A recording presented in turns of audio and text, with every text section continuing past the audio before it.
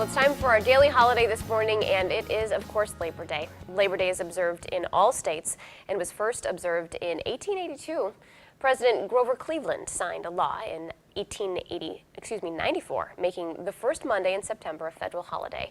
Canada also celebrates Labor Day today, and this weekend on Saturday, my family went to the Dells just for the day, and that would explain why there were so many Canadians, taking advantage of this three-day weekend. Some of them, I was talking to a woman who drove 8 hours to get to the Dells. Wow. So Take off. You gotta eh? have a you gotta have a three-day weekend for an 8-hour car ride. So. And here we are laboring on Labor Day. So. Yeah, there are many people out there just like us. Yes, so. there are. Yeah. Hopefully you're not one of them. Right. And hopefully you're enjoying a 3-day weekend and you're just kind of sitting back, sipping on some coffee, and maybe checking the weather report for today. Unfortunately, if you have outdoor plans, maybe heading to one of those parades this morning, be prepared for some rainfall, as we'll kind of be in and out of some scattered showers and storms through about early afternoon. It's not going to rain all the time, but that chance is out there.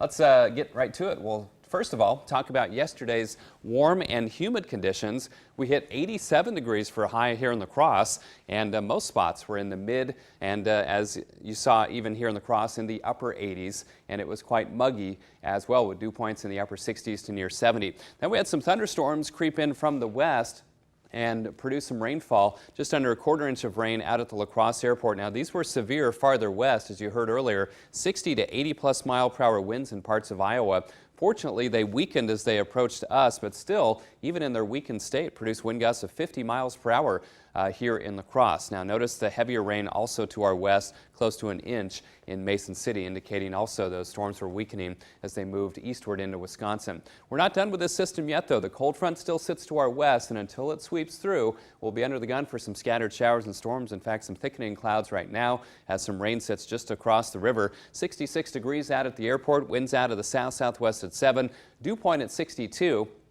And the river rising just above 6 feet. Well, the storms, again, were strongest across Iowa. What happened is some of the storm's energy or the highest instability shifted to the south and east over eastern Iowa and then down into parts of Missouri and Kansas. And that kind of robbed some of the moisture or the thunder, so to speak, from reaching us, which was good news because even as I mentioned in the weakened state, we saw wind gusts in excess of 50 miles per hour in some spots. Now, that batch of storms, notice how they fizzle out as they approach Milwaukee and Madison, but the cold front still sits to our west, so we still have some scattered showers and thunderstorms set to move through. Nothing severe, but you can see a little batch of rain over southeastern Minnesota and northeastern Iowa. This is the one that could clip us here in La Crosse in the next maybe 15 to 30 minutes or so. Winona, you'll definitely get some rain from this, and there's been some rain around the Eau Claire area as well, and you can see some more hit and miss showers and storms sitting farther west. Current temperatures in the 60s, mainly mid-60s, dew points in the low to mid-60s, so it's still a bit sticky out there, but just not as muggy as yesterday, and winds starting to shift to the southwest now at about 5 to 15 miles per hour. They could be gustier near those thunder showers. Highs today, upper 70s, maybe flirting with 80 in some spots. Lows tonight, mid to upper 50s to near 60. And then tomorrow, back into the upper 70s to around 80. By this afternoon, that front starts to shift to the east, taking the rain chances with it. High pressure briefly builds in for tonight and tomorrow. Might see a little patchy fog tomorrow if the winds go light enough.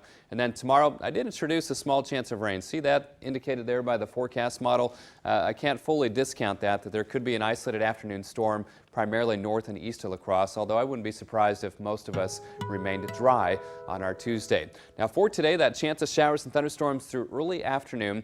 Otherwise, some clouds this morning, partly sunny this afternoon, a high of 79. For tonight, partly cloudy and seasonable. Again, some patchy valley fog possible, lows around 59. And then tomorrow, partly cloudy, just a few isolated afternoon storms possible north and east. 79 for the high.